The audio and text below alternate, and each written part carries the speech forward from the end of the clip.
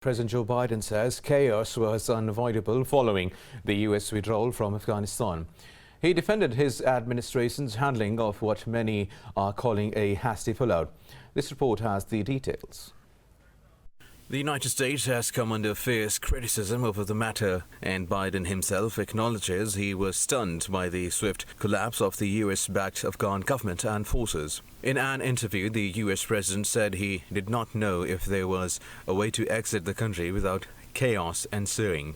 Biden said the Taliban are cooperating on letting the Americans get out of the country. He added that U.S. forces will stay in Kabul even beyond the August 31st deadline for a total withdrawal until every American is evacuated. Earlier, U.S. Defense Secretary Lloyd Austin said there have been no hostile interactions with the Taliban. Talking to reporters at Pentagon, Austin noted the lines of communication with the group remain open. Speaking alongside Austin, top U.S. General Mark Milley said the intelligence clearly indicated multiple scenarios, including a Taliban takeover, but stated there was no intelligence that government and security apparatus would collapse in 11 days.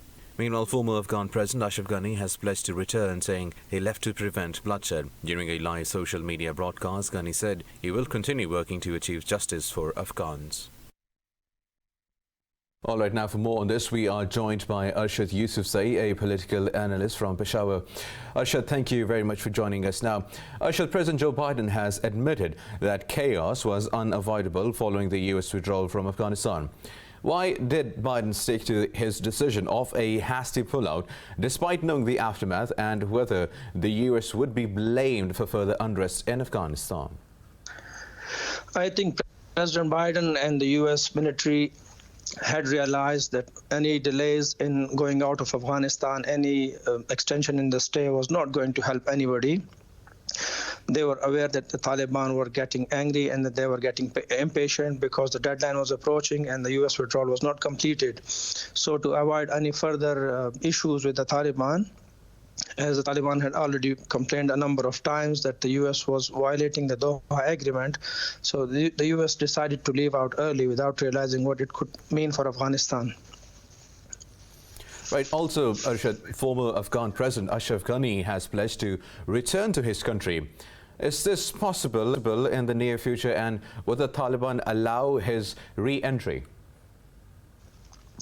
I don't think President Ghani seriously means this, because he shouldn't have left. He shouldn't have left when the Taliban were giving pardon to everybody. And I've been hearing reports that higher Taliban commanders, even in their speeches in Kabul and elsewhere, while they're addressing these massive jirgas or meetings of the people who are gathered to greet them on their success, have been telling their fighters that even Dostum's money and his life and everything was haram on them, that they should not harm anybody, even Dostum or the toughest opponents. So they would have easily pardoned President Ghani.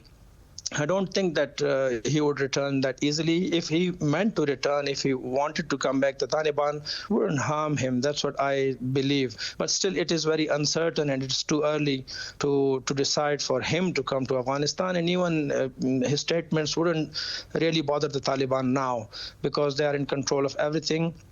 And they have successfully managed talking to other leaders who were present in Kabul and who had some reservations, which I believe have been sorted out last evening since Anas Haqqani met them.